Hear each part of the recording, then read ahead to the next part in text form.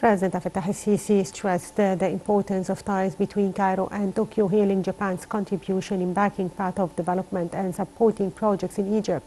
Speaking at a news conference with visiting Japanese Prime Minister Kishida following their talks in Cairo, he said the two sides reviewed economic and legislative reforms aimed at improving investment atmosphere in Egypt. He called on the Japanese government to inject more investments in Egypt. He said the talks also witnessed exchange of viewpoints over issues of mutual concern, including repercussions of the crisis in Ukraine, stressing before the Japanese Prime Minister keenness to work with development partners ahead of which Japan to prioritize economic challenges spurred by Ukraine crisis over political and security concerns. He said the talks also discussed Palestinian cause and situation in Libya. Speaking of Sudan, President al-Sisi said he discussed Cairo's vision, which he said centers around reaching an immediate and comprehensive ceasefire without any outside intervention. For his part, the Japanese Prime Minister praised ties with Egypt, saying that they discussed a number of issues of mutual concern, including the crisis in Sudan. Kishida said Japan is ready to provide humanitarian aid to those fleeing Sudan.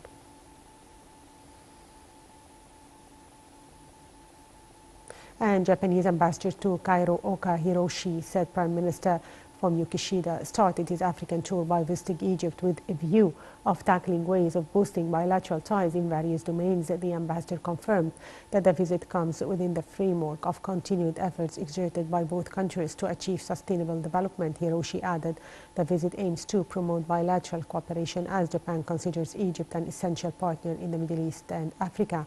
The Japanese exports to Egypt reached $73,700,000 during the year 2021-2022, to edge up by about 98.7% more than the previous year.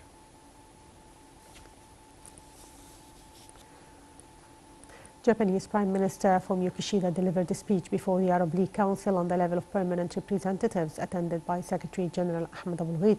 Kishida announced he agreed with Abulghait to hold the third edition of the Arab-Japanese political dialogue next September. They also agreed to promote relations in technology and energy fields within the framework of the Arab-Japanese Economic Forum.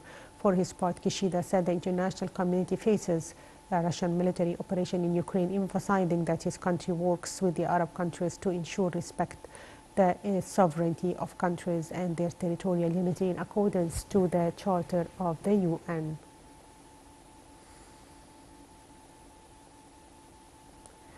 Prime Minister Mustafa Madbouli congratulated President al-Sisi on May Day. In the cable, Prime Minister Madbouli sent wishes and said that the occasion is a chance to hail laborers who work day and night to achieve development across the country. He said their efforts contribute to security and stability of the nation, wishing President al-Sisi health, blessings, prosperity, and all workers of Egypt.